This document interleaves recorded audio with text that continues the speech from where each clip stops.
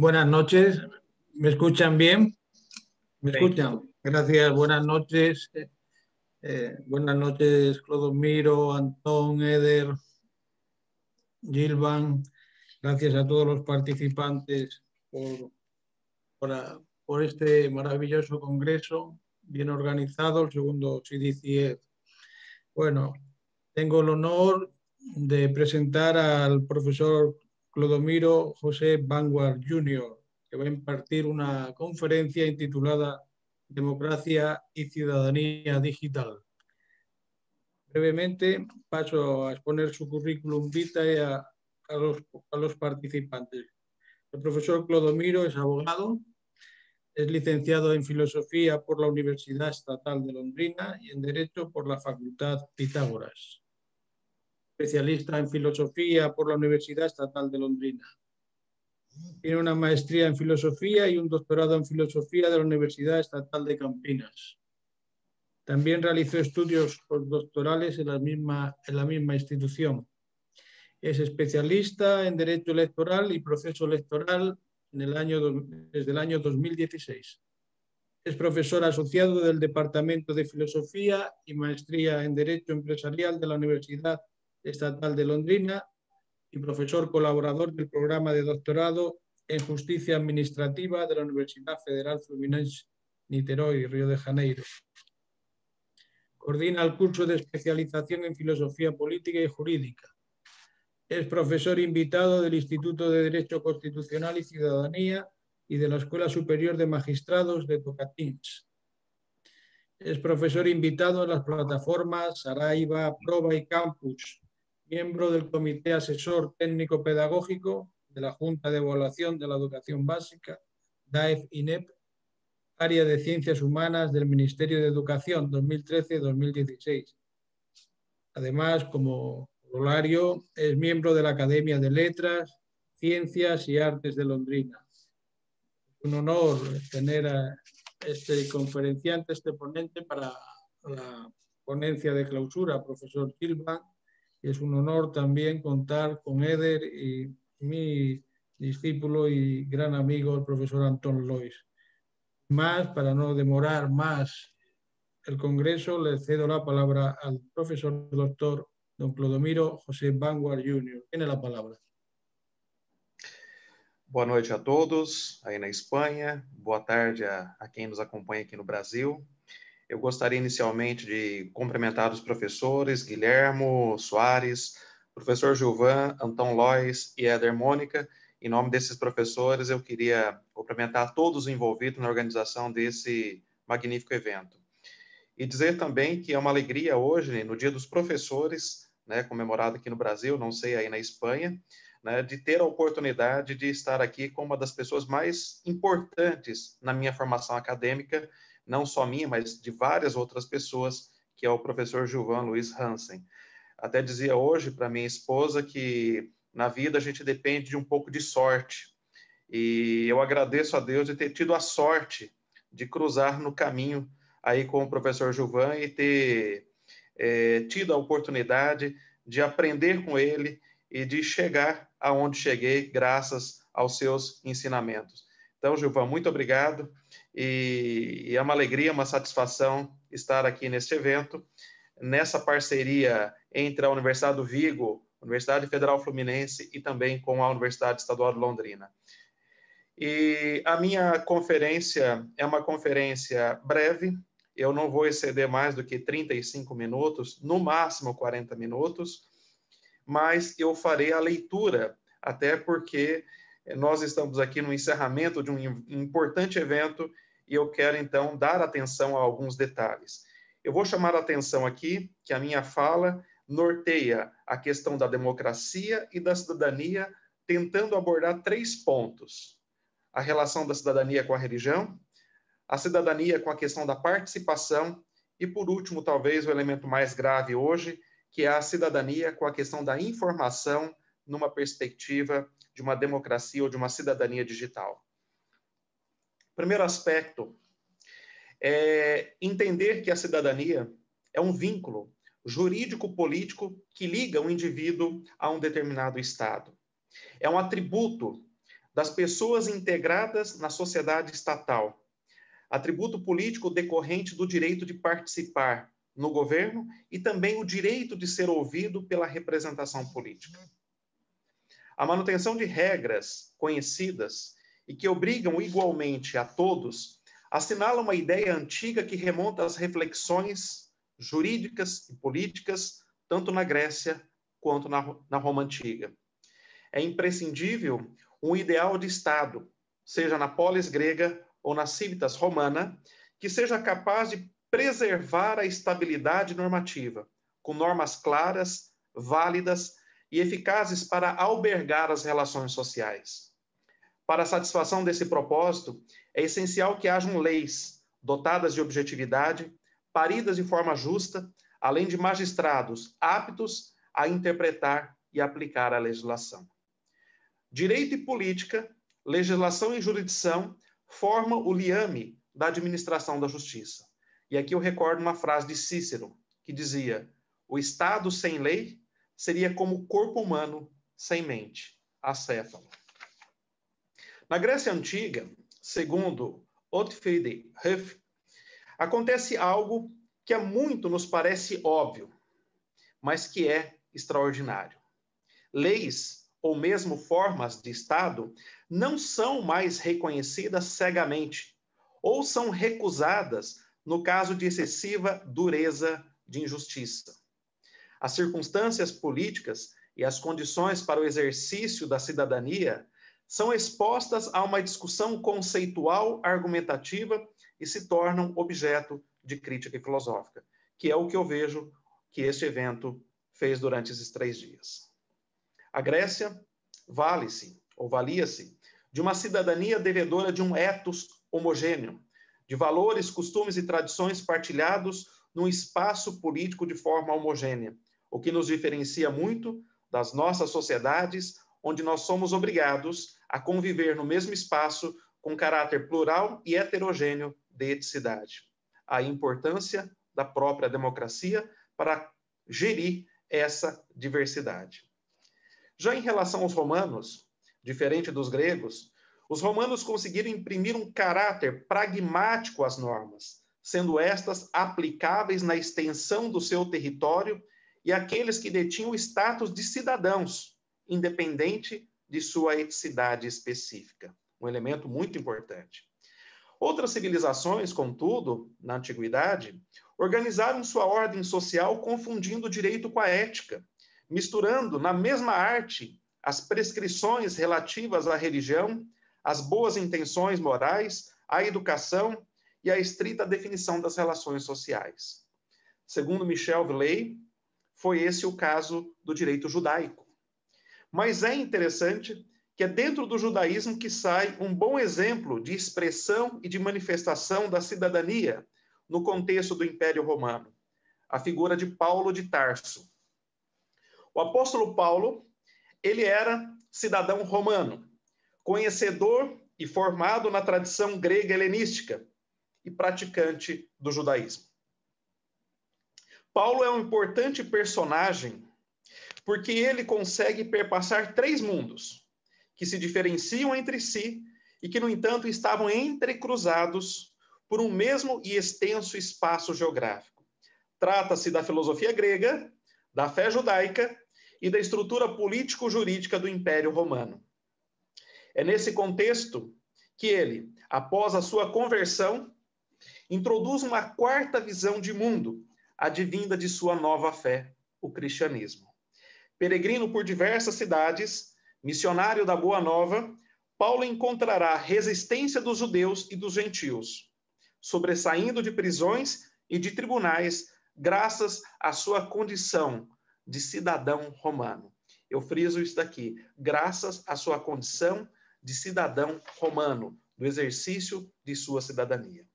Paulo realizou várias viagens missionárias, segundo o relato do Ato dos Apóstolos, e colheu no curso delas forte oposição, enfrentando violência desmedida e até mesmo prisão sem condenação criminal.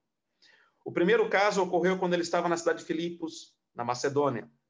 Quando os oficiais de justiça comunicaram aos pretores à reclamação de Paulo, esses ficaram temerosos, pois tratava-se de cidadãos romanos. Além do relaxamento da prisão e dos pedidos de desculpa pelo ocorrido, solicitaram então que Paulo e Silas, seu companheiro, deixassem a cidade. Um caso interessante também, relatado pelos Atos dos Apóstolos, é a figura de Estevão, o primeiro mártir da igreja, que morre também perseguido, né, pelo próprio judaísmo, em razão da apresentação de um novo ethos, de novos valores, de uma nova doutrina, o próprio cristianismo. E é interessante que o Estevão não teve a mesma sorte que o apóstolo Paulo, porque ele não detinha a condição de cidadão romano. Observa-se que Estevão, ao que consta, era um grego helenizado, convertido ao cristianismo, não detinha a cidadania romana. Ficou limitado a um julgamento produzido pelo Sinédrio, a Corte Suprema do Judaísmo em Jerusalém. O resultado foi a sua morte. Analisando sobre a ótica contemporânea dos direitos fundamentais e dos direitos humanos, observa-se que Estevão não teve um julgamento justo, nem viu respeitada as regras claras e objetivas do devido processo legal. A história de Estevão demonstra para nós o perigo da religião em sua visão e versão dogmática quando ela sobrepõe os direitos políticos e desrespeita as regras da cidadania. Isso nos faz lembrar aqui no Brasil, por exemplo, indicação de ministro para o Supremo Tribunal Federal, terrivelmente evangélico. Ou quando você olha para o Congresso Nacional, uma bancada religiosa transpartidária que tem muito mais poder do que os principais partidos políticos no Brasil. Mas voltando aqui ao apóstolo Paulo, é possível notar que este realizou diversas outras viagens e missivas pela Ásia. Fez uma parada em Mileto, berço de Tales de Mileto, o primeiro filósofo da antiguidade, e depois disso ele regressou a Jerusalém. Mas, em Jerusalém, os judeus fizeram o povo alvoroçar contra Paulo, gritando e clamando por sua morte, acusando-o de ensinar contra a lei. Paulo, então, faz a sua primeira defesa perante o povo em língua hebraica, falando aos judeus como um deles. De nada adiantou. A turba continuava, gritando: tira tal homem da terra, porque não convém que ele viva. E ao ser recolhido à fortaleza sob a proteção do centurião, militar romano, Paulo o indaga: é lícito, porventura, açoitar um cidadão romano sem esse estar condenado? Paulo estava ciente de sua condição política e buscava proteção e amparo dos direitos que lhe cabiam na condição de cidadão junto ao Império Romano, junto à organização política e jurídica do Império Romano.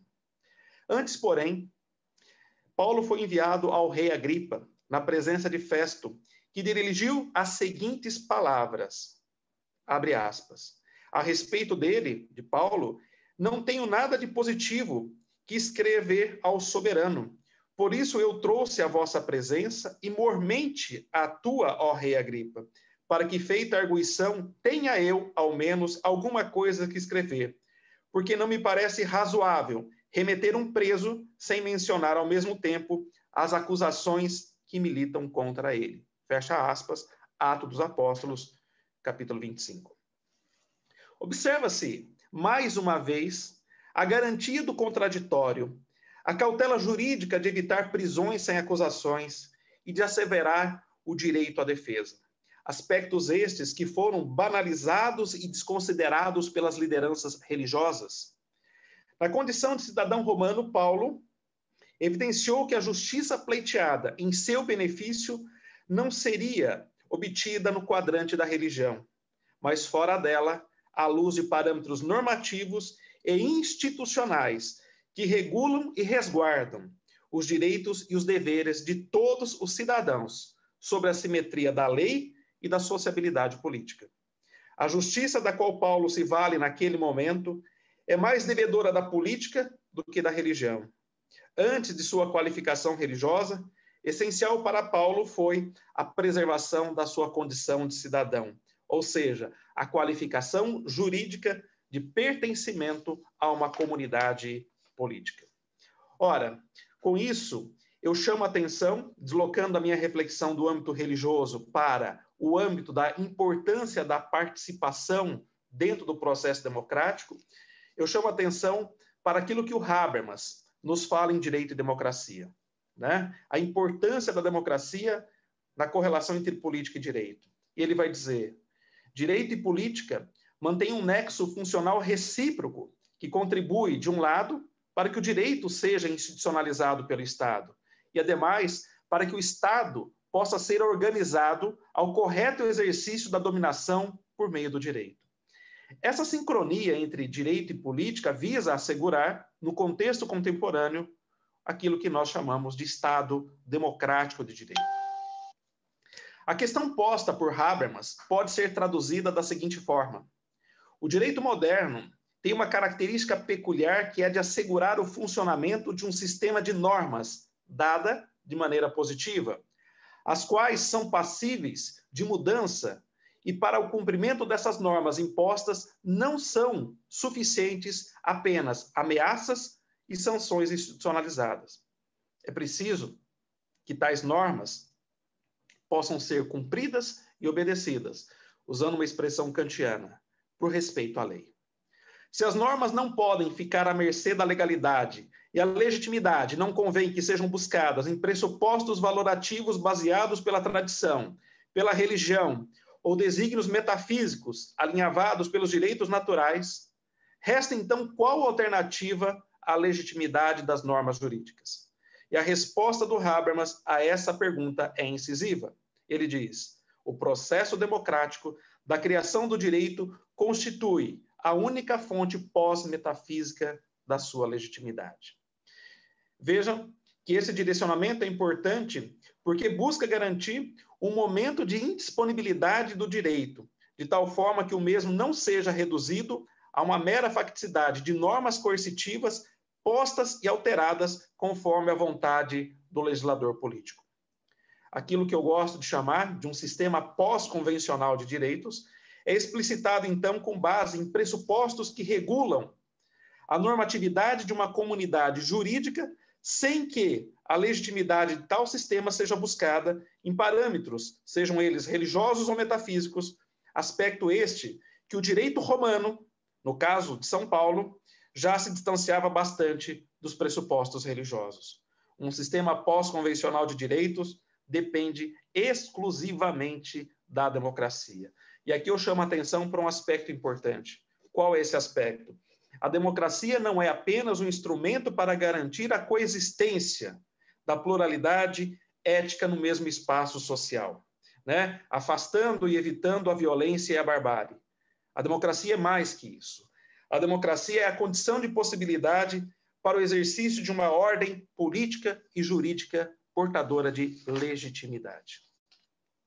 E com isso, eu vou agora mover a minha discussão para talvez o outro momento, que é a participação e, consequentemente, a informação. O que eu quero mostrar aqui, de maneira breve e bastante rápida, é que a correlação entre democracia e cidadania aponta necessariamente para o exercício dos direitos políticos que estão implicados em dois pressupostos fundamentais: a participação e a informação. E são esses elementos que hoje estão sendo colocados em xeque por um exercício daquilo que chamaremos ao final de uma cidadania digital. É imprescindível considerar que nos direitos políticos estejam implicados o direito de participação, compreendido como uma espécie de direitos fundamentais e, ao mesmo tempo, declaração da soberania popular. A legitimidade democrática observa-se na simetria entre direitos e deveres que se estabelece no reconhecimento recíproco de sujeitos livres e iguais no espaço público. Não há legitimidade democrática sem a devida participação dos indivíduos na formação discursiva da vontade coletiva. E a esse respeito, retomo novamente o Habermas, que diz: participar significa que todos possam contribuir com igualdade de oportunidades no processo de formação discursiva da vontade. Esse ponto é fundamental. Deve-se frisar que a concepção de participação ganha fundamentos distintos, incluindo o comando dos direitos fundamentais uma base liberal, mas também a rúbrica da soberania popular numa base republicana.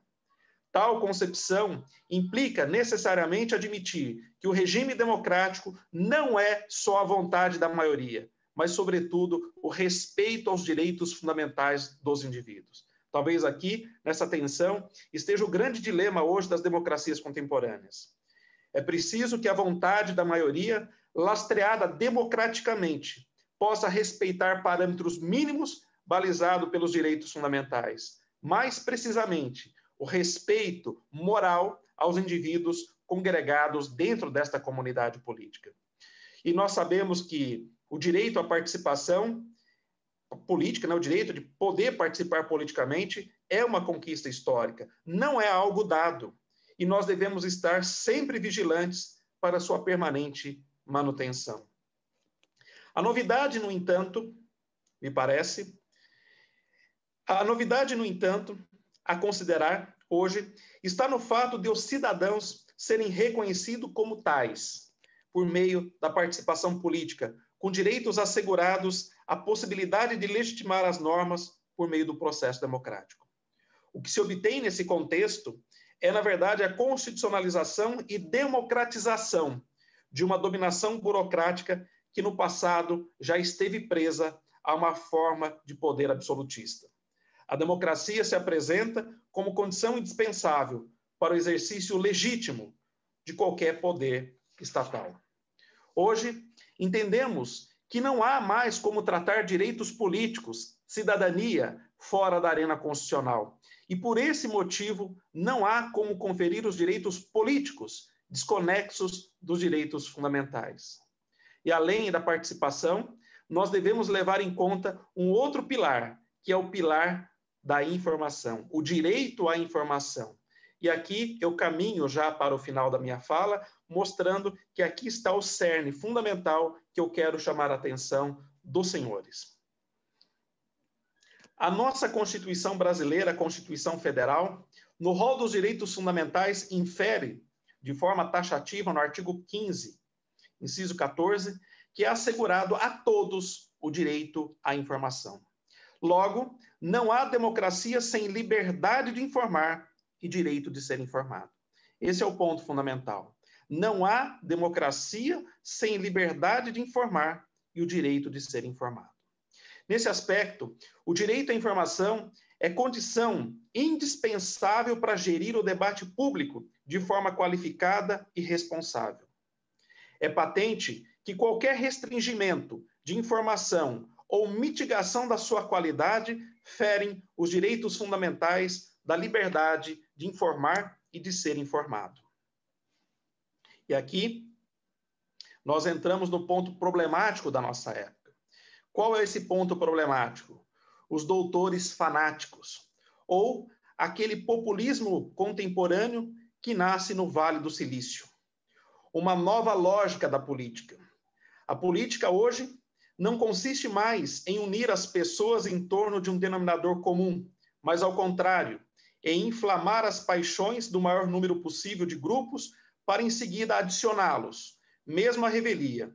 Para conquistar uma maioria, eles não vão convergir para o centro, e sim unir-se nos extremos. E é interessante que os gregos já nos ensinavam que tudo aquilo que nos leva para os extremos tende à tragédia. Não à toa que boa parte da tradição do pensamento ocidental, da Grécia, passando pelo cristianismo, preserva a ideia de moderação, de justa medida, de equilíbrio, elementos essenciais para balizar uma discussão ética, política e jurídica.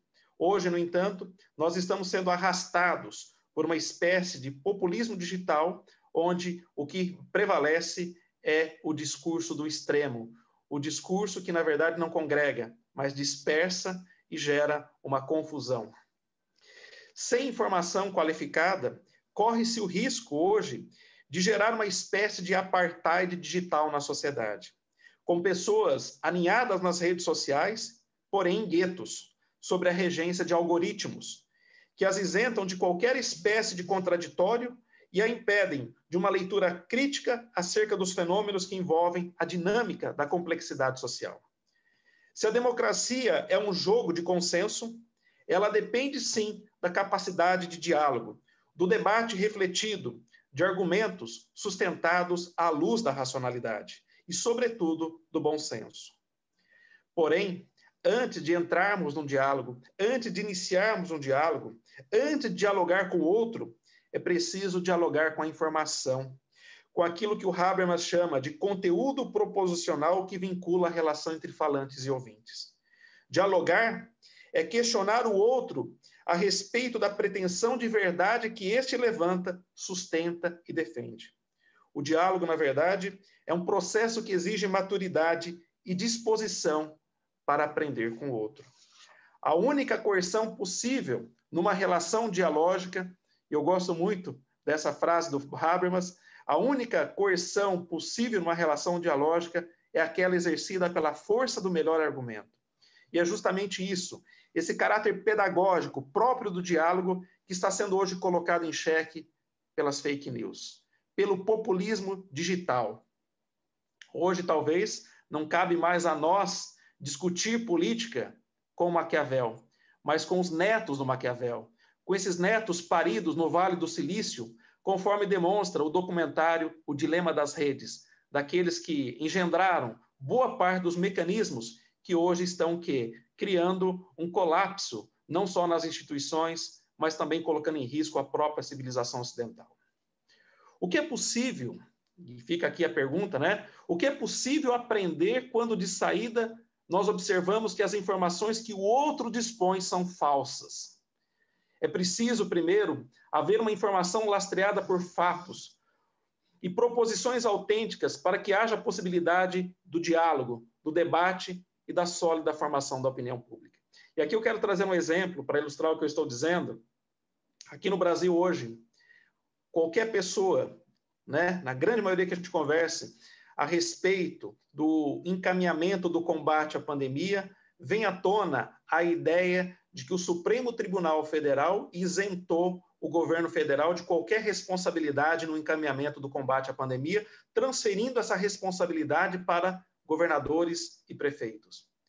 E veja o tamanho da distorção, e é isso que eu quero falar para vocês, como exemplo. O STF, na verdade, ele julgou uma ação direta de inconstitucionalidade, a ADI 6341, lá no início da pandemia, em que era questionado os dispositivos de uma medida provisória do governo federal, a medida provisória de número 926/2020, e essa medida provisória conferia ao presidente da República poderes para dispor, mediante decreto, veja bem, mediante decreto, sobre as atividades essenciais no combate à pandemia. Na verdade, o artigo 23 da Constituição Federal é bem claro e diz que é competência comum da União, dos estados e dos municípios cuidar da saúde e da assistência pública. Na verdade, a medida provisória do governo federal, na visão do STF, ao julgar, né, essa ADI, usurpava os poderes dos demais entes federados, uma vez que é de competência comum da União, dos estados e dos municípios atuarem na definição de ações relacionadas à saúde pública.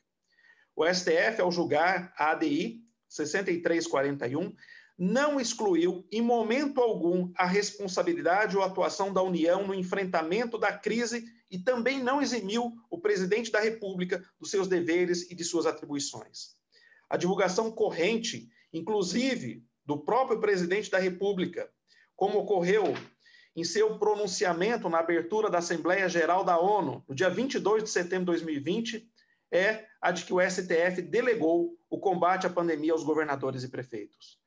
E é uma declaração falsa, que se espalhou primeiramente no Twitter do próprio presidente e depois foi transformada em discurso oficial do governo dentro da ONU. É essa questão que hoje nos chama a atenção quando falamos de cidadania e democracia. Nós não estamos mais dialogando num espaço de esfera pública em questões de perspectivas ideológicas diferenciadas. Nós estamos falando de argumentos falsos, de falsidade, né? Onde o ponto de partida é a própria falsidade, é a própria mentira. E é esse o elemento central que eu agora caminho aqui para a finalização da minha apresentação.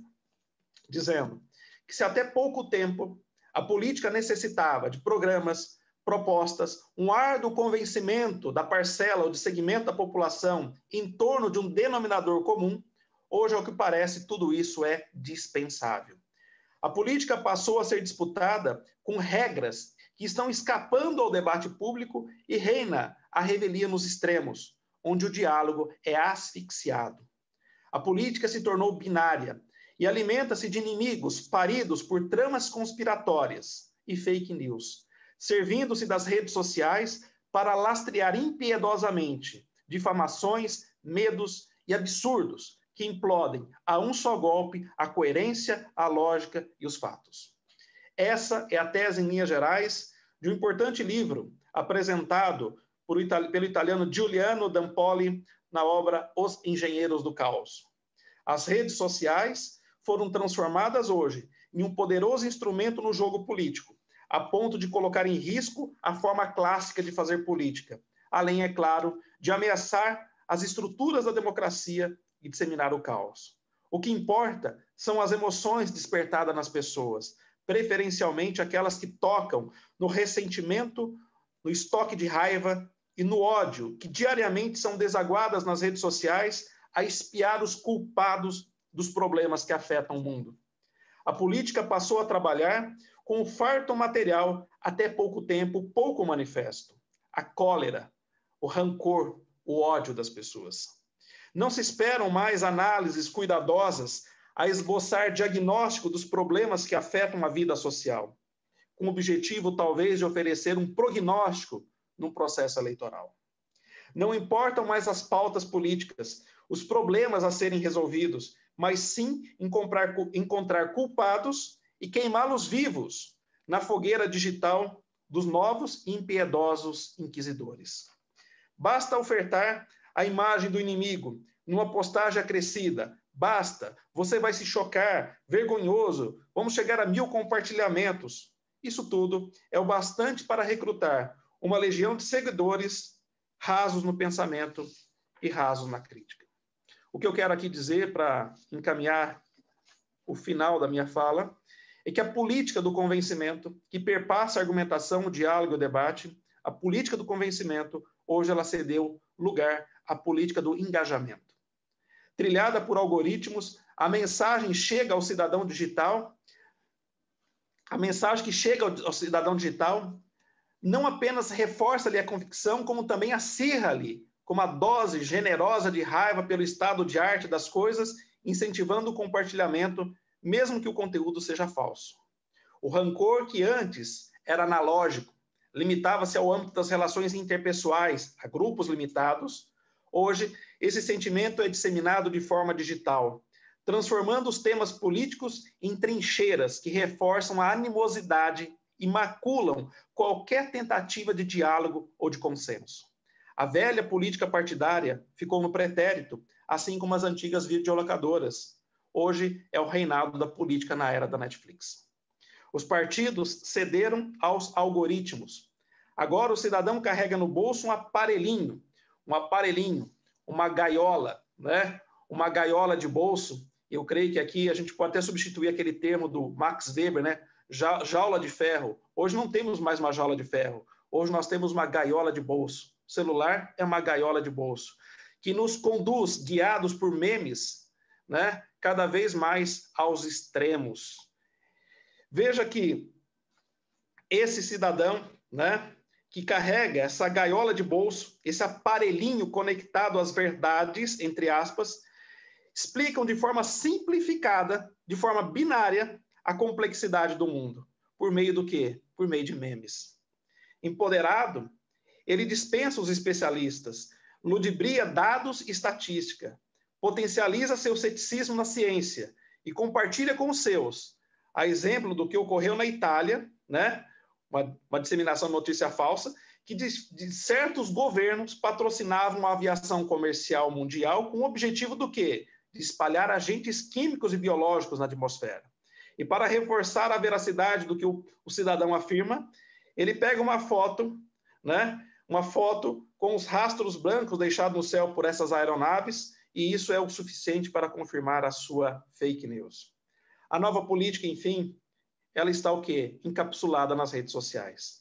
nos seus novos atores, desde youtubers indignados que multiplicam a audiência de suas teorias excêntricas e outros tantos que revolvem e instigam a raiva coletiva, conseguindo aos poucos alastrar uma epidemia colérica alimentada virtualmente. Na política dos algoritmos, os elementos centrais da democracia, como a formação de consensos, o debate autêntico, o respeito ao contraditório, parece que estão ameaçados. Prospera-se a desintegração e a desinformação em todos os domínios, transformando a política num picadeiro do caos, em que vale tudo: vociferar o ódio, a raiva, o ressentimento, menos, é claro, o bom senso. E para terminar, diante de tudo isso, qual a mensagem, talvez, que fica para nós? A mensagem é que nós hoje estamos, na verdade, lidando com coisas que nós não tínhamos imaginado ou pensado, né? Talvez hoje nós devemos inventar, e talvez a importância de um evento como esse, inventar uma nova sabedoria para uma nova época. Nós devemos hoje pensar soluções nunca pensadas para problemas nunca vividos. Eu acho que aí está o nosso desafio. E, mais uma vez, eu queria parabenizar a todos que organizaram esse evento, que propiciaram as condições para que nós realmente tivéssemos aqui um debate com várias perspectivas, com várias abordagens. E talvez eu termine essa fala aqui, vocês me perguntando qual é, Clodomiro, a resposta que você nos traz. E eu digo, eu não tenho nenhuma resposta conclusiva, mas eu tenho ciência de que essas questões servem para instigar a reflexão e alargar o debate. Eu espero, ao menos, ter dilatado com essas provocações o horizonte da reflexão a respeito do tema. Muito obrigado a todos.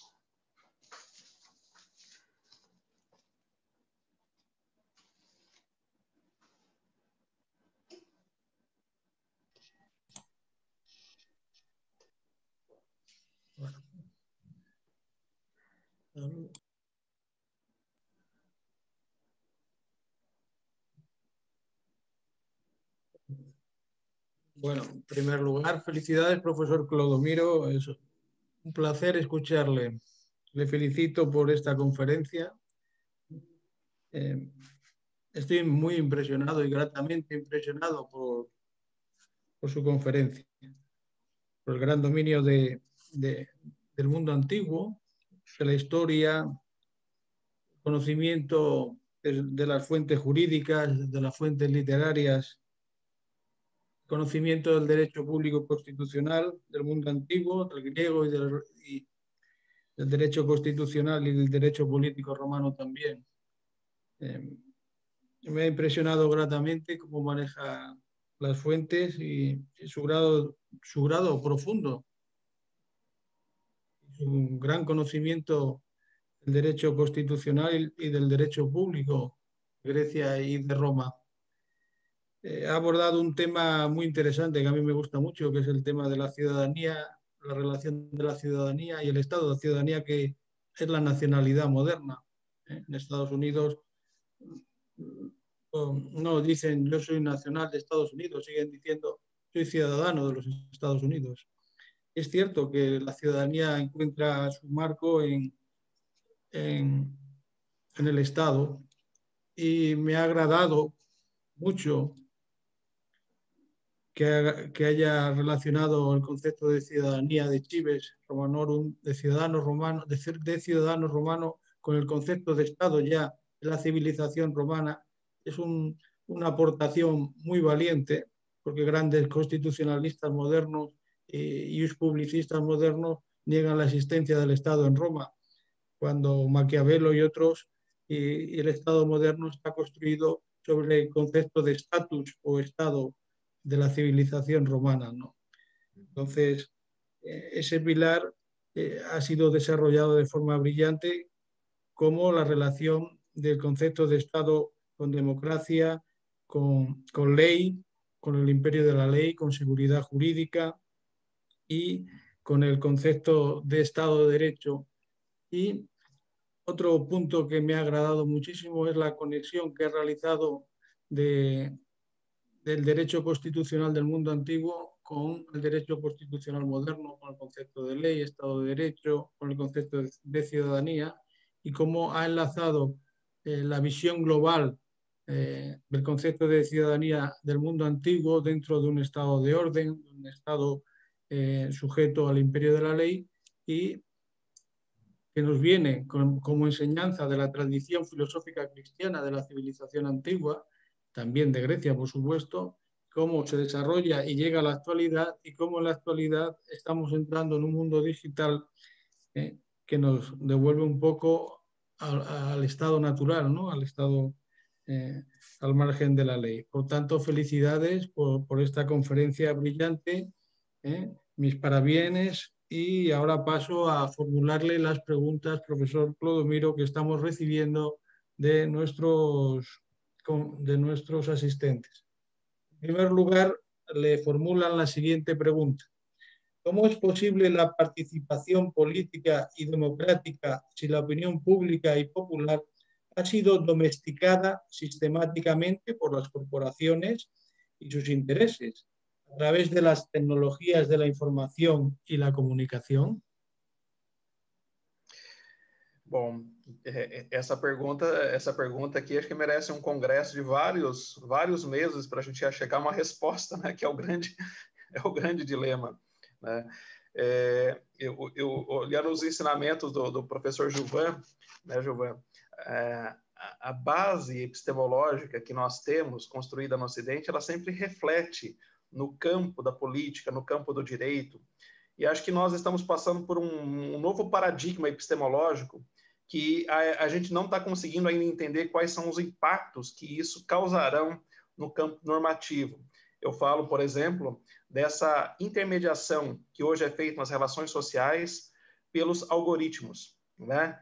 E isso, na verdade, é uma coisa nova, muito nova, né? E nós estamos percebendo que isso está reconfigurando a maneira de atuar do ponto de vista relacional, seja do ponto de vista político ou do ponto de vista jurídico, né? E o que isso tem produzido nesse primeiro momento, me parece? Tem produzido um novo modelo de populismo. Um populismo atual que a gente pode dizer que é filho de um casamento. Casamento do quê? Do ódio e dos algoritmos, da cólera e dos algoritmos. Quer dizer, esse novo mapeamento está produzindo um novo modelo de fazer política, um novo modo de fazer política. Descobriram que o ódio é um combustível importante para mover as engrenagens da política e conquistar o poder. Por isso que eu disse anteriormente, quer dizer, os netos do Maquiavel que nasceram no Vale do Silício, é esse pessoal agora que a gente tem que entender. Quer dizer, entender de política passa necessariamente não focar tanto na questão do direito ou da filosofia, mas entender de matemática, entender como que se dá esses procedimentos do ponto de vista da inteligência artificial que nós parecem que estamos fora, né? Nós que estamos no direito, na filosofia, nós estamos muito distante disso. Então, isso gerou o quê? Gerou um novo formato de política, gerou um novo estilo de governos, os governos bufões, né? O que eu quero dizer com isso? Esses caras, a incompetência é vista como garantia de autenticidade. Ser incompetente é uma garantia de que ele é autêntico, né? Produzem várias tensões. Ora, produzir tensões, dilacerar com tudo, é uma demonstração que eles são independentes, né? E as suas fake news? Ora, fake news como baliza da sua propaganda é como se fosse o quê? A marca da liberdade de espírito. É um liberalismo extremado, né? Então, a gente está, na verdade, passando por um momento muito delicado, né, de mudanças muito significativas. E eu, professor Guilherme, eu confesso que eu não tenho a resposta a essa pergunta, né? Mas ela me instiga a continuar pesquisando, refletindo junto com os colegas, para a gente poder encaminhar algo nessa perspectiva, né? Mas eu confesso que eu só trouxe aqui o quê? Um pouco da palha para queimar um pouco essa fogueira, ajudar a acender essa fogueira aqui, mas eu não tenho, infelizmente, a resposta.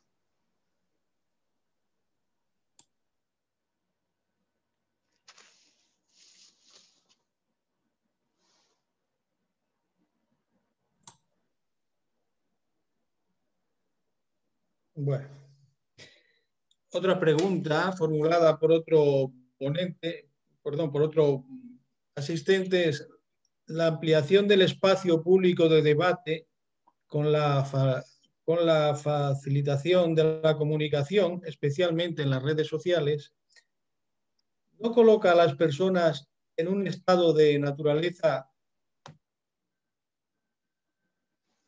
casi como el de antes, casi anterior al Estado de Derecho. En caso positivo, como la democracia podría en este escenario, ¿cómo podría la democracia en este escenario de ciudadanía digital colaborar para un control social y no servir como un combustible para la hoguera donde arde nuestra sociedad actual? Pues los males de la democracia se curan con más democracia, en definitiva. Bom, eu concordo que sim. A democracia vai ter que se curar com mais democracia, né? Uma dose mais cavalar da democracia. Agora, eu concordo também, do meu ponto de vista pessoal, nós, nesse novo formato de relação social, política e jurídica mediado por algoritmos, nós, na verdade, estamos no estado de natureza digital, né? E aí entra uma questão fundamental, que é a questão da regulação. Quem vai regular esse espaço? Quer dizer, será que o Estado vai regular o que se passa nas redes sociais? Ou será que essas empresas hoje, né, estilo Facebook e outras tantas, né, que tem o quê? Você pega aí o Facebook, parece que tem mais de 1 bilhão e 200 milhões de usuários. Quer dizer, representa vários países. Quer dizer, tem uma potência transnacional.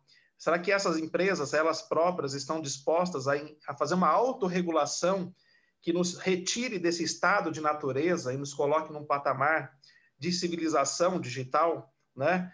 É uma questão interessante, até porque essa perspectiva de extremo que hoje é manejada pelos algoritmos é algo que rende muito dinheiro para essas empresas, né?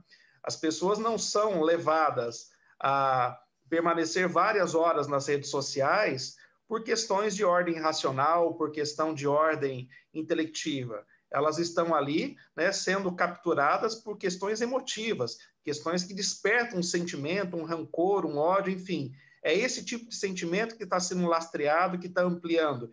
E essa dicotomia, ela gera dinheiro para essas empresas. Então, nós talvez estejamos aí diante de uma questão bastante delicada. Quem é que regula, né, esse novo formato para que nós possamos sair de um estado de natureza digital e colocar isso dentro das regras minimamente civilizatórias? Eu não sei se o Estado teria força para isso. Eu não sei se essas empresas teriam disposição para isso, né? Então, é uma questão também aberta que, mais uma vez, eu tenho muito mais dúvida do que resposta nesse exato momento. De acuerdo.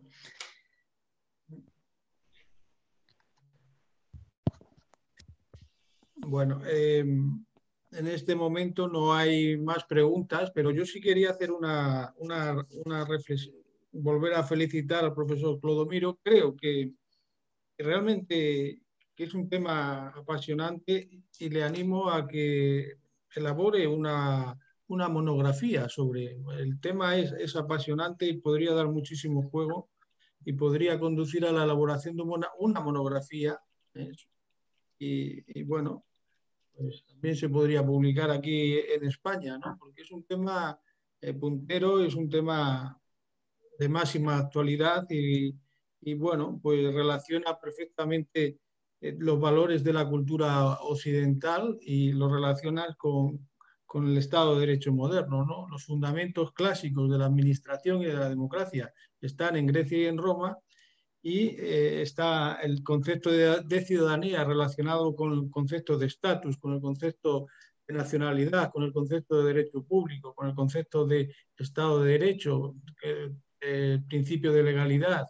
El gran problema que hay hoy también, no solo del mundo digital, sino también de las grandes migraciones que se están produciendo en busca de ese nuevo estatus, porque las migraciones lo que buscan es la nueva nacionalidad.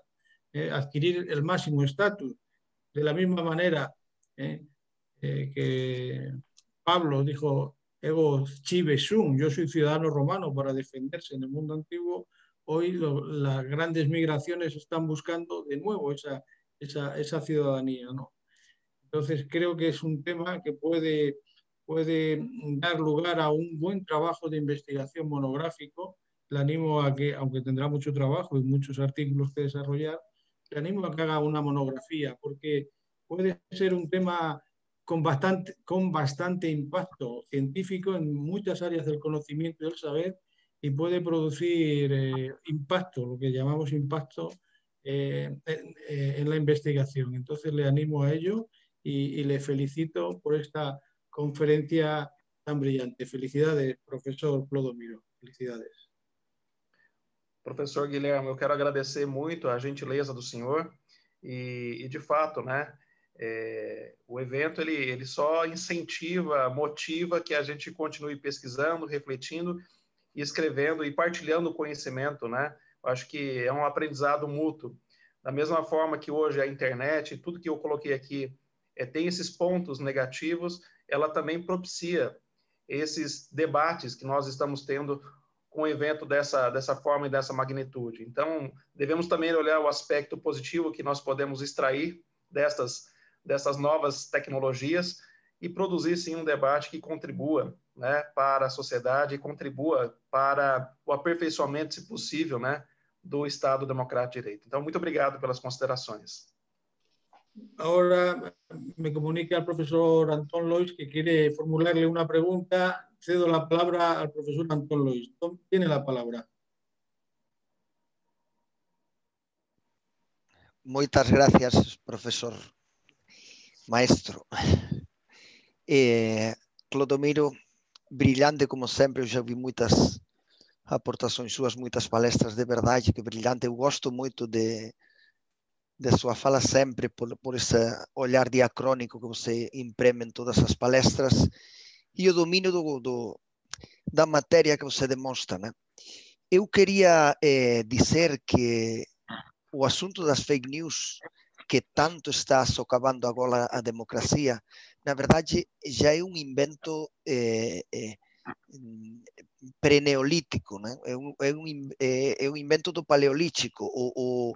O historiador Yuval Harari, que está super na moda pelos livros Homo Deus e Homo Sapiens, ele fala que a capacidade de fofocar, olha aí, fofocar, professor Guilherme, significa a capacidade de falar por detrás, de rumorear, não sei exatamente, de cotillear é a palavra em espanhol, é que agora sei mais em português do que em espanhol. A capacidade de fofocar, fala Yuval Harari, foi um dos instrumentos que usou o Homo sapiens para acabar com neandertais. Então, o tema das fake news é muito antigo. E já mais recentemente, os nazistas, através de Goebbels, usaram essa capacidade de espalhar as fake news para convertir um Estado ditatorial, para tratar de legitimar um Estado aberrante desde o ponto de vista ditatorial. Então, a questão não é a existência das fake news, senão, sobretudo, a capacidade que têm os meios agora de espalhar as fake news em décimas de segundo. Mas, falando com o que você falava, Clodomiro, o problema já não é essas multinacionais que são capazes de trasladar dados em todo o mundo. O problema é que esses multinacionais já se converteram em juízes. E como juízes, vocês sabem que Facebook, Twitter e Instagram têm capacidade de vetar as publicações. De fato, acabam de vetar, não sei qual delas vetou uma intervenção, uma fake news do presidente Trump, ou veta cada pouco fake news do presidente Trump e de outras muitas fake news. A questão não é essa. A questão é quem são Twitter, Facebook, Instagram para vetar, para decidir o que é vetado e o que não. A questão é, precisamos urgentemente de uma regulação para controlar e para limitar estas fake news. E as fake news não são de agora, já tem muito tempo. O Estado já deveria ter aprendido, o Estado multinacional, a União Europeia já deveria ter aprendido a lição dos nazistas e já deveria ter um sistema de evitação destas questões. O que eu acho que, desde o ponto de vista regulativo, os organismos estão tratando de limitar, mas muito casuisticamente, estão colocando parches por aí na frente, por aí adiante, mas não estão entrando no verdadeiro perigo da questão, que é o controle, o julgamento e a limitação e a vetação das fake news pelo dano que, como você falou, fazem ao direito da informação e à participação da democracia. E a democracia, professor, como você falou, temos que cuidar ela porque é o único sistema que conhecemos de proteção aos débiles, do mesmo jeito que temos que cuidar o planeta Terra, que é o único planeta que fabrica cerveja. Então, vamos cuidar da democracia, né? Na verdade, é uma reflexão, mas esperava que você falasse se é certo assim, que não existem os mecanismos ainda regulatórios para o assunto das fake news. Bom, Anton, obrigado. Obrigado pela questão, e é interessante, né, porque você fala uma questão muito, muito interessantíssima, não é uma coisa nova, né? A falsidade, a mentira, isso não é novo. O que nós temos de novo é um instrumento, uma ferramenta para a transmissão destas inverdades. Isso me parece que é novo. Vou te dar um exemplo aqui, Santo Agostinho, né, no contexto do século IV para o século V, o Agostinho escreveu uma obra intitulada Sobre a Mentira. E algo que chama atenção na apresentação, na introdução dessa obra do Santo Agostinho, Sobre a Mentira, é o título, que ele diz assim, olha, não busques eloquência, debruçamo-nos muito sobre esses assuntos, porém tivemos pressa por terminar essa obra tão necessária para a vida cotidiana, por isso nosso cuidado com as palavras foi tênue ou quase nulo. Ou seja, Agostinho escreve uma obra sobre a mentira de forma apressada para o seu tempo, porque é uma questão que já o preocupava. Então não é novo, eu concordo contigo, né?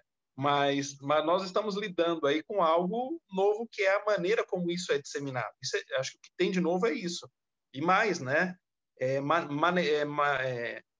Manejado por algoritmos, por algo que nós desconhecemos, né? E aí entra nesse ponto que você coloca, que eu acho que é um ponto fundamental, que é a questão da regulação. E eu, particularmente do que eu vi até agora, eu também sou favorável à regulação. O Estado tem que necessariamente regular isso, porque, do contrário, nós não teríamos mais uma questão de permanência, de fazer valer parâmetros mínimos para que nós pudéssemos chegar a algum acordo, a algum consenso. Eu me recordo aqui até das aulas do Gilvan na graduação, quando ele ensinou o Descartes para nós, né? Lá nas meditações metafísicas do Descartes. O Descartes estabelece o quê? Ele estabelece a dúvida como ponto de partida para uma epistemologia, ou seja, ponto de partida para chegar num conhecimento seguro.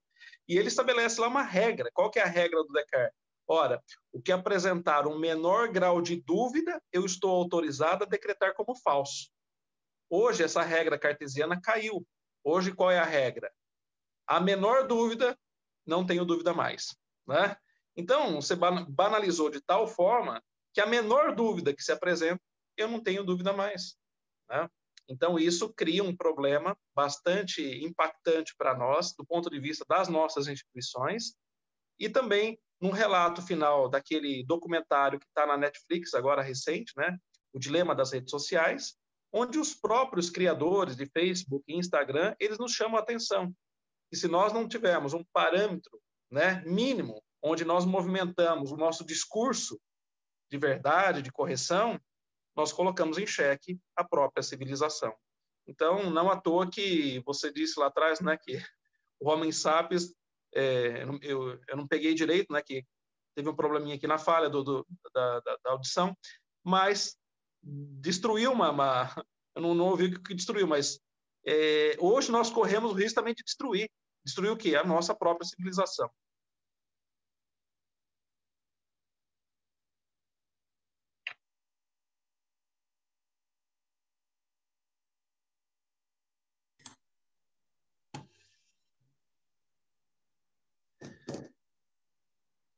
Bueno, pues ¿alguno más quiere formular alguna pregunta? Profesor Gilbán, profesor Eder, ¿quieren formular alguna pregunta a nuestro conferencista? Maestro, Sí. creo que por el adelantado de la hora Temos que encerrar. A pergunta que Clodomiro respondeu dizendo que teria que ser um congresso específico, eu havia formulado a ele. Então, encaro que já está uma sugestão de tema para o próximo congresso. Mas já me sinto contemplado porque é isto mesmo. Só creio que passamos ao último momento com a palavra concedida a Éder, que vai presidir esta aula, mas pediria a todos que estão aqui, a Anton, Dom Guilhermo, Clodomiro, que permaneçam aqui como representantes institucionais. Graças. Obrigado, professor Gilvan, professor Clodomiro. Sempre me encanta a clareza de ideias, né, que é algo que é muito raro hoje em dia, né? A gente está falando do uso da palavra, nesses espaços todos, assim, e quando a gente encontra pessoas que falam de modo, assim, muito objetivo, muito claro e muito, né, esclarecedor, né? A gente fica encantado. Estava aqui também fazendo ligações com várias questões que eu tenho trabalhado também a respeito da sociedade de informação, e creio que a gente tem debates aí para muitos congressos, talvez, como o professor Gilvan disse, um congresso só sobre sociedade da informação, né? Talvez o terceiro CDCED seja sobre isso, talvez, né? Mas antes da gente pensar sobre a próxima edição, eu não poderia deixar de mencionar aqui, né? Porque, obviamente, são só 3 dias, né, de congresso, mas quem está por trás do congresso sabe que não são só 3 dias, né? São meses, no nosso caso, a gente está desde outubro ou menos, né, do ano passado, numa tarefa que a gente já intitulou de o Congresso Sem Fim, né? Porque era para acontecer em abril, já não era para acontecer mais, a gente já não sabia quando mais ia acontecer, muda a sistemática, vamos para a modalidade online e a gente tem que reaprender como fazer congresso, enfim. Creio eu que chegamos a um resultado muito satisfatório. Mas esse resultado não seria possível sem a participação de pessoas que, para mim, são muito especiais, né? A nossa amiga Laura, nossa amiga Marcela, nossa amiga Natália, Roseli e Gabriel, né, que fazem parte, junto comigo e com o Gilvan, da Secretaria do Congresso. E eu falo de uma maneira muito aberta para vocês. A gente teve uma carga de trabalho assim, altíssima, mas em nenhum momento essas pessoas se negaram a realizar alguma tarefa, em nenhum momento a gente teve situações tensas dentro do grupo, sempre foi com muita alegria, com muita diversão, né? A gente fazia trabalhos em finais de semana, durante a madrugada, e mesmo assim todo mundo manteve um clima agradabilíssimo, o que me deixa assim muito contente, porque eu sei que eu estou junto com pessoas muito especiais, né? Vocês são muito especiais na minha vida, Laura, Gabriel, Marcela, Natália, Roseli. Espero sempre contar com vocês, né? Porque, enfim, nós construímos uma relação que está para além das tarefas profissionais, o que para mim é muito mais importante do que qualquer outra coisa, né? Infelizmente, nós estamos deliciando os saborosos vinhos e as cervejas da Galícia, né? Mas isso a gente pode compensar numa próxima visita à região, isso não é problema algum, tá?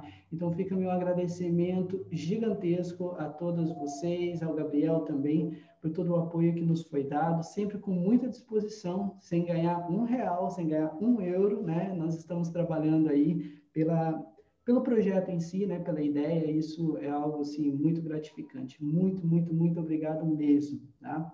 E agradeço também a todas as pessoas que, né, mais uma vez, repito isso, que acreditam no nosso projeto, que acreditam na nossa ideia. Nós tentamos responder a todos, né, na maior brevidade possível, fazer com que o caderno de resumos ficasse pronto, também mesmo com alguns erros, né, no momento da diagramação, inserção, que é natural, dado o volume de trabalhos que nós recebemos.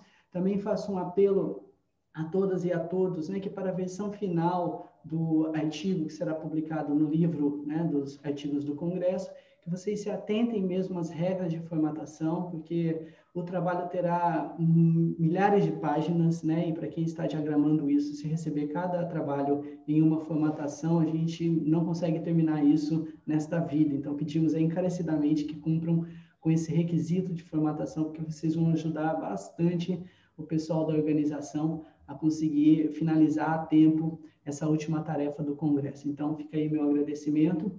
E também, principalmente, ao pessoal da Universidade de Vigo, né, o professor Guilherme, o professor Anton, que sempre nos acolheram de uma maneira muito sensível, né, sempre, diria assim, atendendo aos nossos desejos, né? Vamos fazer um congresso? Vamos fazer isso, aquilo outro? Vamos. E, no momento, as portas da Universidade de Vigo estavam fechadas para nós. Já sinto...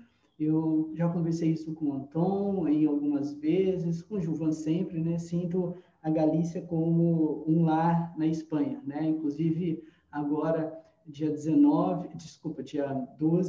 eu completei um tempo de 1 ano, né? Que eu saí da Galícia e voltei aqui, depois fui para outros lugares e tal, mas é sempre com muita alegria que eu relembro a minha estadia aí, né? Foram 4 meses e meio, assim, de muita felicidade. E eu, enfim, já sinto que é um pedaço da Espanha que está no meu coração. Agradeço demais toda a acolhida que vocês nos deram, né? E espero que esse projeto continue e que a gente consiga também realizar outras atividades, tá? Que a 3ª edição vem agora com um debate sobre sociedade da informação, que eu acho que é muito rico. E, enfim, meu agradecimento a todos e a todas. Muito obrigado. Professor Gilvan, volta a palavra. Não sei se passamos para... Enfim. Eu gostaria, então, de passar a palavra, primeiro, de registrar aqui o meu agradecimento. Assino embaixo em tudo que o Éder mencionou, mas quero, antes de passar a palavra aos professores que estão aqui representando as diferentes instituições, só fazer uma menção importante e, para mim, decisiva. Está conosco acompanhando as sessões o professor Virgílio. Virgílio, que se tornou para mim um grande amigo, esteve em Niterói conosco, graças ao convite da Universidade Federal Fluminense, esteve participando de um evento, e que era o pró-reitor do campus de Ourense quando os eventos, né, o Congresso Euro-Americano, organizado pelo Anton, pelo Guilherme e pelo Edson, se iniciou. Então, queria registrar também aqui a presença do Virgílio e deixar explícito de início o meu agradecimento a todo o esforço dele e a contribuição dele para que a gente pudesse estar hoje também aqui. É um grande amigo. Eu gostaria, então, de pedir ao Éder que passe a palavra aos nossos representantes institucionais para essa cerimônia de encerramento. Bem, passo a palavra ao professor Clodomiro, que está aqui representando também a nossa querida Universidade Estadual de Londrina, né, onde eu me graduei, e me sinto muito grato também por toda a formação que eu recebi, tanto na graduação quanto no mestrado. É também a minha casa, então eu me sinto muito feliz com a continuidade das nossas parcerias, né? Além do professor Clodomiro, temos o professor Elvi, a professora Tânia esteve também na nossa mesa de abertura, a professora Simone também está nos acompanhando e abrilhantando também o evento aí, né? Com o seu grupo de pesquisa, uma participação massiva também dos seus alunos. Então, por favor, professor Clodomiro, em nome da UEL, faça as honras da casa. Bom, eu queria agradecer. Eu acho que só tenho aqui a agradecer, nominando novamente o professor Gilvan, você, Éder, o Anton, o professor Guilherme, pela acolhida da UEL nesse projeto, que é um projeto bastante significativo para nós, mas creio que para todos que participam e que têm esse apreço pela democracia, esse apreço pelo Estado de Direito, enfim, que não apenas olha essas questões de um ponto de vista técnico, mas que olha com cuidado, com uma lente teórica. Isso que o Gilvan nos ensinou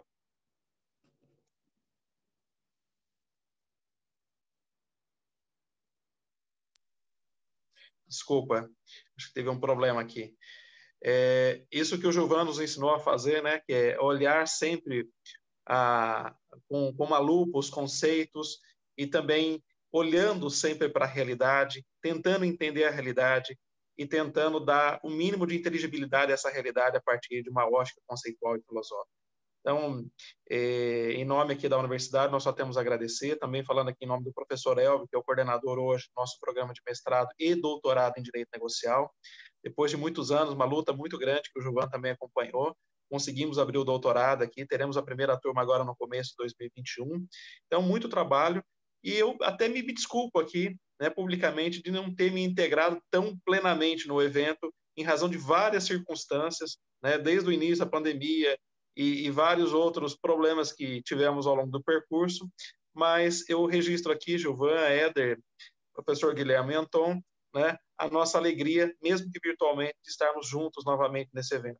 Espero, quem sabe, o ano que vem nós tenhamos uma outra edição e estejamos juntos, não apenas de forma virtual, mas estejamos juntos com a possibilidade aí de uma conversa mais próxima, um abraço mais apertado, fraterno, e fazendo sempre, né, aquilo que o Gilvan nos ensina a fazer, que é olhar com bastante apreço o conhecimento, disseminar o conhecimento e levar isso de forma para que mais pessoas possam ter acesso. Então, acho que não só estudar o direito, mas democratizar também o conhecimento produzido pela universidade, uma democratização do ensino, isso é muito, muito importante. Eu só tenho a agradecer. Meu muito obrigado a todos vocês. Obrigado, professor Clodomiro. E agora, em nome da nossa amada Universidade Federal Fluminense, a minha diretora, magnífica senhora Fernanda Pimentel. Já estou anunciando o seu próximo cargo na nossa universidade. Professora Fernanda, por favor. A gente sabe quem são os nossos amigos pelo que eles nos desejam, né? Então, já viu que coloquei Éder no index prohibitorum. Boa tarde a todas e todos, boa noite aos que estão na Espanha, né, que estão além mar.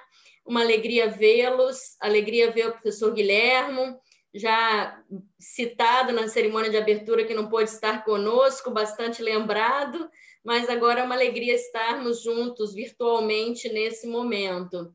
Querido Anton, né, sempre uma alegria revê-lo. E Clodomiro, né, da nossa amada UEL, nossa irmã UEL, Éder e Gilvan, que dispensam aí nossas apresentações carinhosas. Fica o agradecimento da Faculdade de Direito da Universidade Federal Fluminense por esse momento, por esses 3 dias tão preciosos, por esses 3 dias de troca, por esses 3 dias de amizade, de colaboração, de construção do conhecimento e, sobretudo, de uma sinalização de que há caminhos possíveis para a sobrevivência da nossa democracia, há caminhos possíveis, há elementos viáveis para que possamos reconstruir a nossa sociedade, refundar as nossas estruturas com um olhar mais humano, mais inclusivo e mais amoroso, né? Todos nós que estudamos, convivemos, e estamos à volta do Gilvan, a gente sabe que uma das características desse nosso grande mestre e amigo é a generosidade e o olhar sobre o outro, a empatia. E eu acho que esse seminário e toda a equipe que o Éder já nominou e agradeceu, e eu reitero esses agradecimentos, tem esse olhar, né? Nós aprendemos essa possibilidade de incluir o outro na esfera das nossas vidas e na direção dos nossos atos. E isso é muito importante nesse momento. Queria destacar que a Faculdade de Direito estará de portas abertas. Desejo que portas físicas estejam abertas. No momento, abrimos aos amigos as portas virtuais, né? Estamos aqui pelo Zoom e Google Meet à disposição dos amigos, que outros encontros venham a acontecer, que o terceiro evento aconteça em breve, né, em formato em que nós possamos continuar nesse espírito tão fraterno e colaborativo. Queria agradecer ao Vigo, né, como instituição, pela acolhida de sempre, ao UEL, pela parceria fraterna, e sintetizar o fim desse evento com 3 palavras que me vêm à mente: respeito, integridade e esperança. Eu acho que esses 3 dias de encontro sintetizaram esses sentimentos em mim e eu acho que em cada um de nós, né? Então, que venham os próximos. Parabéns a todos os participantes, aos debatedores, aos palestrantes, e que consigamos manter essas 3 palavras vivas nos nossos corações, né? Até o próximo evento. Um beijo para todo mundo. Obrigado, professora Fernanda. E agora temos um sujeito híbrido, né? Que é meio UF, meio UEL e meio UVI. É o nosso querido companheiro Anton. Então, agora é uma trindade que está sendo representada pelo Anton, né? Que frequenta todos os espaços ao mesmo tempo. Então, por favor, professor Anton. Obrigado, professor Éder. Quando o Gilvan estava falando que todos somos representantes institucionais, eu estava pensando, eu represento a quem? Mas, na verdade, isso que você falou, eu pensei que a minha fala iria dirigida só para uma coisa. Primeiro, que esse congresso foi um sucesso, eu acho que muitas pessoas registraram isso, e que esse sucesso foi devido fundamentalmente à organização toda, mas que fundamentalmente se vê concretizado em vocês dois, em Gilvan e Éder, sem dúvida. Mas o que eu queria registrar aqui é que também é possível o sucesso graças à colaboração e a colaboração de muitas pessoas e de várias entidades, a Universidade de Vigo, a UEL e a UF.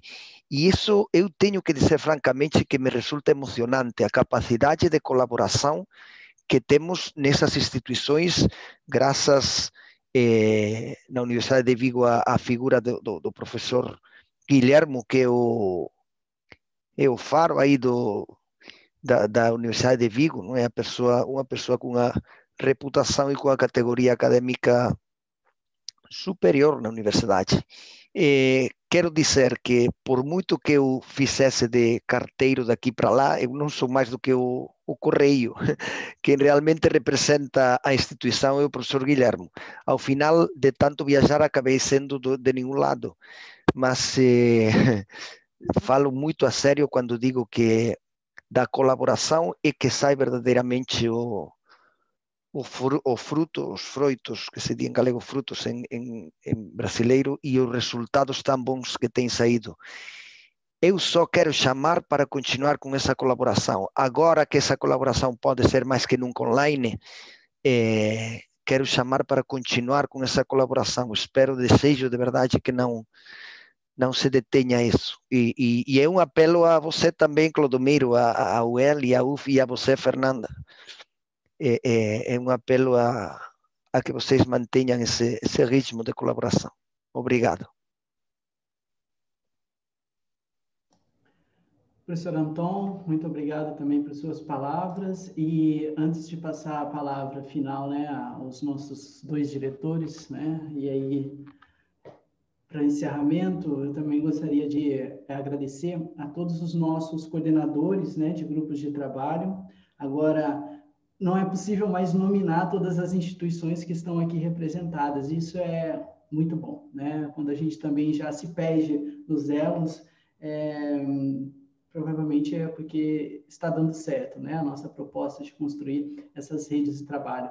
Nós tivemos aí a professora Adriana, a professora Alba, o professor Manuel Dias, o professor Anton, Cândido, Carla, Carolina, Célia, Clodomiro, novamente, Clóvis, Daniel, Daniela, Elvi, Edson, Eduardo Manuel Val, Fábio Hansen, Fernanda Pontes Pimentel, Francesca Gladstone, José Garcia, José Dias Alafuente, Júlio Garcia, Laís Lopes, Luiz Antônio Machado, Luiz Antônio Cunha, Luiz Antônio Peixoto, Luiz Rodrigues, Marcelo Pereira, Márcia, Margarita, Maria Belém, Marta Fernandes, Mônica Costa, Natália Alfaia, Napoleão Miranda, Natália Cadavide, Neuro José, Oséias Lopes, Pablo, Raul, Paola, Roberto Bustilho, Rubens Pereira, Sérgio Pauseiro, Sérgio Túlio, Simone Vinha, Suzana, Tânia, Tiago Pereira, Virgílio, Vladimir, Wilson Madeira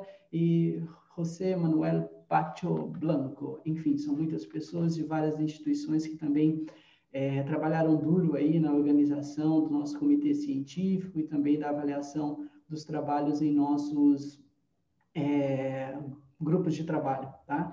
E também a nossa comissão externa, né? O professor André Castro, Alfonso Vilar, Ailton Barbieri Dorão, Bruno Stiger, Brunello Stancioli, Gustavo Siqueira, Juan Moreno, Clever Leal Filpo, Márcio Ramel, Marcos César de Souza Lima, Maria José Magalhães e Maria Torres Pérez, todos eles componentes da nossa comissão externa. Enfim, um time gigantesco que vai crescer muito mais. Então, passo a palavra final aos professores Guilhermo e professor Gilvan Hansen, nossos diretores acadêmicos. Por favor. Bem, eu vou falar primeiro porque a autoridade maior institucional tem que ter a palavra final. Mas, em primeiro lugar, só salientar ao professor Anton, que tirou a sua foto daqui, que ele já foi denominado, reapareceu, ele foi denominado por mim ao longo do evento para uma função que Platão já definiu nos diálogos, mais especificamente no diálogo O Banquete, na figura de Eros, ou demiurgo. Então, ele tem essa figura erótica de ser um cidadão de todos os mundos, né? Nós temos um grupo aromático e erótico, né? Isso é importante que as nossas instituições mantenham.